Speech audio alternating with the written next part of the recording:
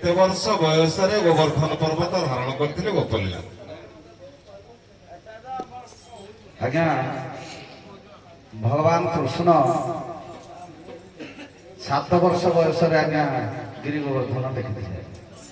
ସେ ଏକା ପ୍ରଶ୍ନ ଆପଣ ଆଜ୍ଞା ଭଗବାନ ଶ୍ରୀକୃଷ୍ଣ 3 ବର୍ଷ ବୟସରେ ଗୋବର୍ଦ୍ଧନ ପର୍ବତ ଟେକିଥିଲେ।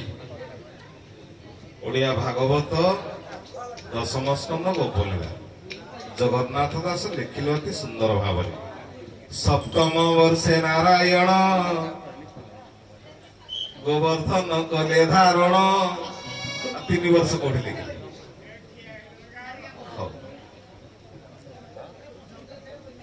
ମା ଦ୍ରୌପଦୀଙ୍କର ବିବାହ ବେଦୀରେ ଦ୍ରୌପଦୀ ବଧୂ ବେଶରେ ସଜେଇ ବସନ୍ତି, ବିବାହ ହେବେ ଶିଶୁପାଳ।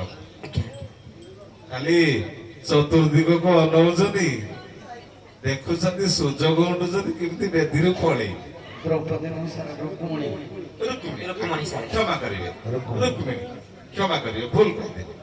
ରୁକ୍ମିଣୀ ମାନେ ବୋଧହୁଏ କଥା ଛଳରେ କିଛି ଭୁଲ ହେଇଯାଇଛି। ଶାରୀରିକ ମାନସିକ ବହୁତ ପ୍ରେସର ପଡୁଛି। ମୁଁ ତ କାଲି ପେଣ୍ଡାଲ ପରେ ସାରା ଅବସର ଗ୍ରହଣ କରିବି, ଅବସର ଗ୍ରହଣ କରିବି। ଏ ବିଚାରପତି ଆସନରୁ ଅବସର ଗ୍ରହଣ କରିବି, କାହିଁକିନା ଶରୀର ବହୁତ କଷ୍ଟ ଦଉଛି। ଏତେ ବଡ ନିଷ୍ପତ୍ତି ଆପଣ କରନ୍ତୁ କି? କାରଣ ନାଇଁ ସାର୍ ଦେଖନ୍ତୁ, ଭାଗବତରୁ ଗୋଟେ ପ୍ରଶ୍ନ କଲି ଆପଣଙ୍କୁ। ଓଡ଼ିଆ ଭାଗବତ ଦଶମ ସ୍କନ୍ଧ ଗୋପଲୀଳା।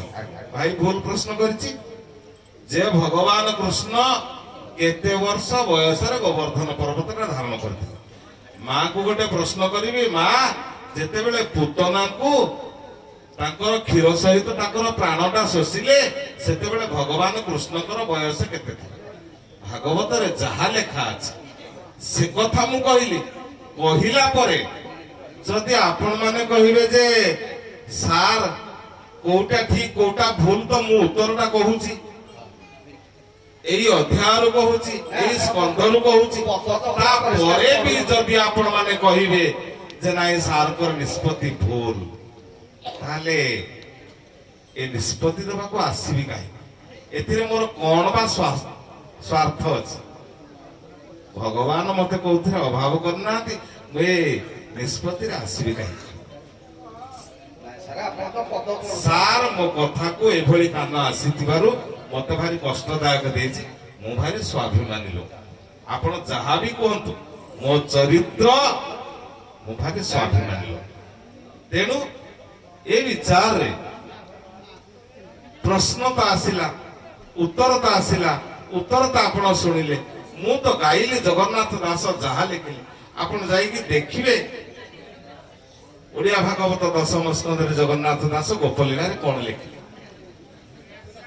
ସେଠି ଆଉ କୋଉଠି ମୋର ତାର ମାନେ ପକ୍ଷପାତ ବିଚାର ହେଲା ଯେ ଆପଣ ମାନେ ମତେ ଅଙ୍ଗୁଳି ନିର୍ଦ୍ଦେଶ କରିବେ। ତେଣୁ ଏସବୁ ଚିନ୍ତାଧାରା ଠିକ କଥା ନୁହଁ। କାହିଁକି ନା ମୋ ସ୍ୱାଭିମାନ ଉପରେ ଆଞ୍ଚ ଆସିଲେ ମୁଁ ଚାହେଁନି ଏସବୁ କରିବା ପାଇଁ। କାହିଁକିନା ମୋ ଚରିତ୍ର କିଏ କଣ କରିଥାଉ ପାରେ, କାହାକୁ ଦେଖିକିରି ମୁଁ କିଛି କରେନି, କାହାଠୁ ଶୁଣିକିରି ମୁଁ କିଛି କରେନି।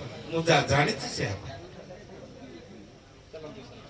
ମାରେ ରୁକ୍ମିଣୀ ବିବାହ ବେଦୀରେ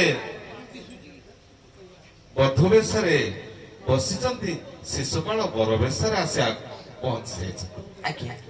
କିନ୍ତୁ ରୁକ୍ମିଣୀଙ୍କର ଇଚ୍ଛା ନାହିଁ ଯେ ଶିଶୁପାଳକୁ ବିବାହ କରିବା ପାଇଁ। ତାଙ୍କର ପ୍ରୀତିଟା ଅଛି ଭଗବାନ କୃଷ୍ଣଙ୍କ ସହିତ। କେମିତି କୃଷ୍ଣ ଆସନ୍ତେ ମୁଁ ତାଙ୍କ ସହିତ ପଳେଇ ଯାଆନ୍ତି। କୃଷ୍ଣ ଆସିବେ କେମିତି? କୃଷ୍ଣକୁ ତ ସ୍ୱୟଂବରକୁ ନିମନ୍ତ୍ରଣ ହେଇନି, ସେ ବା କାହିଁକି ଆସିବେ? ମାନେ ସେ ଗୋଟେ ପତ୍ର ଲେଖିଲେ। ଏଇଟା ଟିକେ ମୋ କାନ୍ଧକୁ ଦେଇ ଦିଅନ୍ତନି। ଭାରି ମନ କଷ୍ଟରେ ରୁକ୍ମିଣୀ ଗୋଟେ ପତ୍ର ଲେଖିଲେ।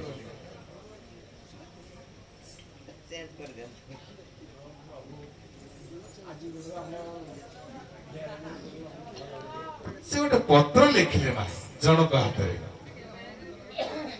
ଯେ ଏଇଟା ଟିକେ ଭଗବାନ କୃଷ୍ଣଙ୍କୁ ଦେଇଦବ। ସେ କାହା ହାତରେ ପତ୍ରଟା ପଠେଇବ? ଆଜ୍ଞା ଉଦ୍ଧବ ହାତରେ ପଠେଇଦେଲେ। ମା ସେ ଏକା ପ୍ରଶ୍ନ ଆପଣଙ୍କୁ। ଆଜ୍ଞା ସାତ୍ୱିକ ହସ୍ତରେ ମା ସାତ୍ୱିକ ହସ୍ତରେ ସାତ୍ୟକୀ ହସ୍ତ।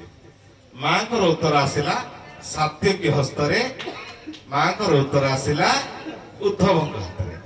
ମା ଉଦ୍ଧବଙ୍କ ହାତରେ ପଠେଇ ନାହାନ୍ତି କି ସାତ୍ୟକୀ ଆସିନାହାନ୍ତି। ଯୋଉଠି ଭଗବାନ କୃଷ୍ଣ ନାହାନ୍ତି ଉଦ୍ଧବ କାହିଁକି ଯିବେ?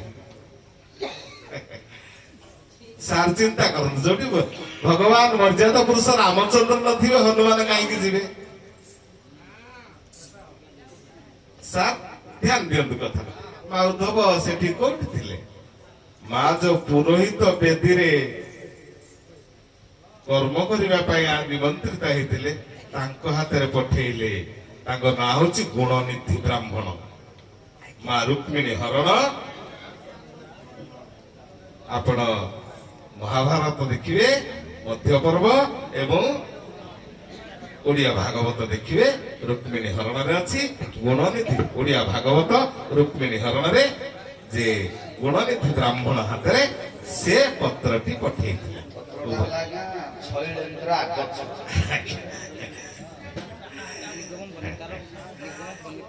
ତା ବିଣା କରିଦିଅ।